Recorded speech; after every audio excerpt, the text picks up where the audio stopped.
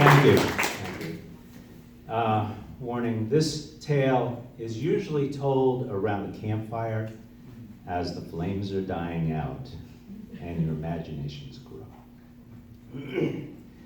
So when I first arrived at West Virginia Wesleyan, I wanted to join the Outdoor Adventure Club, which had two requirements. You had to have your own carbide headlamp, and you had to not be afraid of the dark. So they took us freshmen across the fall golden fields, and then they kind of pushed us through the ferns and the cold rocks into the mouth of a cave. And this cave was dark, not just dark. I mean, there'd been no light ever in this cave, so it was black. And people were just, the freshmen were just wandering around. I was standing by the side just watching them. I'm sure they were all just wondering who was going to, freak out, who was going to be afraid and claustrophobic first. And I wasn't afraid, so I was standing by the side, just watching. I could feel a breeze by my feet.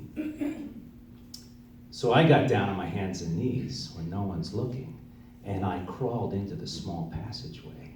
I could tell from the smell of the mud and the moisture that this was probably going to be one with nice cave formations in it. And I crawled in before anybody could see me. The short crawl in, it was a V-shaped, the floor kind of gave way with a V-shaped crack. But I had practiced this up in the gym. What you do is you get into a chimney crawl, and so you kind of put your feet on one wall, and I put my back on the other with your hands. And so you kind of put yourself into a human wedge in the V shape. And I start shimmying across. I could see that there was a shelf on the far side. It was only about 20 feet across, even though it went way, way down. And I start shimmying across this abyss. Suddenly I lost the footing because I was distracted by a black spot up on the corner. And I cursed those people who graffiti up those beautiful limestone caves. And I also cursed myself for not telling anybody where I was going. Well, I was halfway across, so I just kept going. And I got to the shelf, pulled myself up.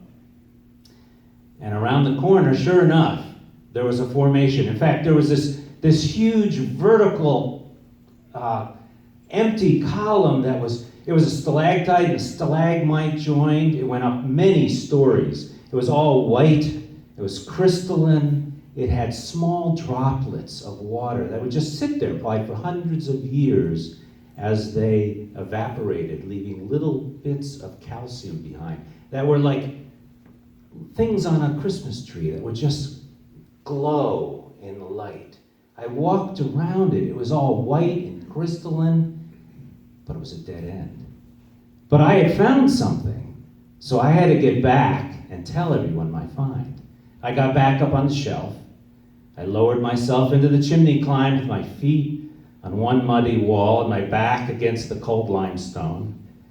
It seemed harder than before, maybe because of the water on my shoes, maybe because I was tired.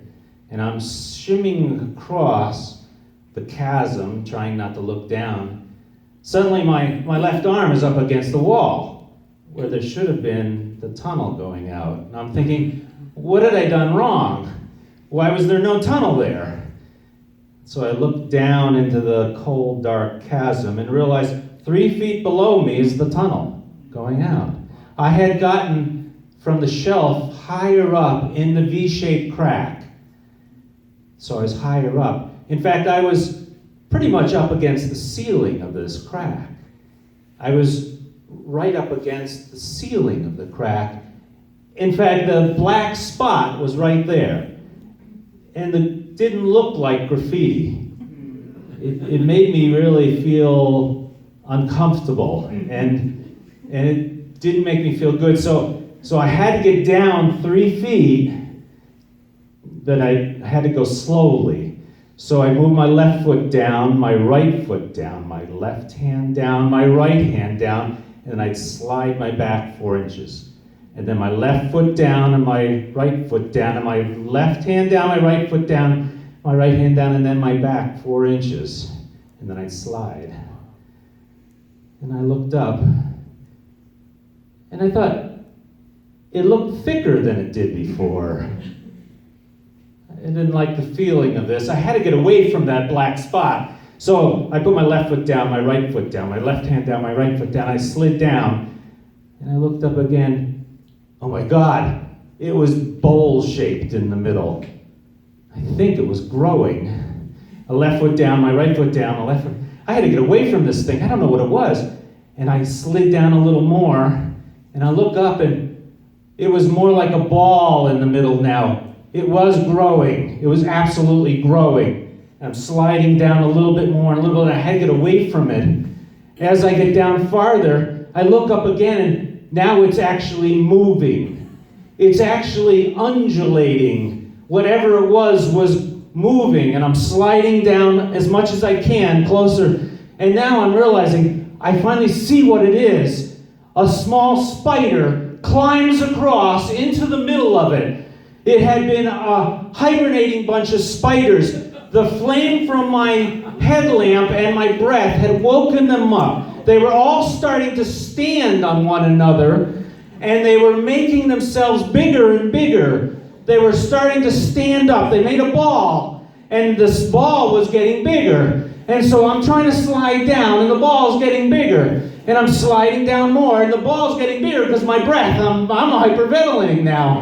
And I'm tipping my head and starting to get away from them, and they're getting bigger and bigger, and I'm sliding down more and more, and finally they form this big drip that comes down, and it hits my head and starts running down the back of my shirt and down my arms. I clamp my mouth shut so they won't go down, and they're across my face and my hands and my shirt. I'm screaming inside my head. My eyes are closed. I finally throw myself through the tunnel and roll out screaming.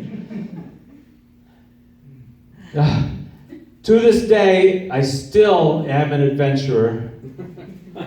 I've stared down bears. I catch rattlesnakes when I have to.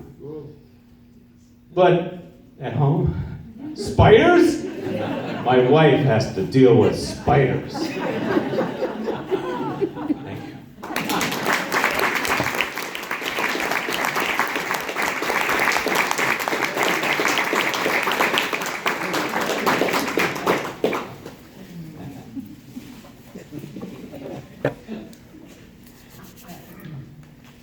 As someone who was slightly claustrophobic, just the beginning of the story, before the spiders came in, I was going nuts. I had to take Valium to get an MRI. So.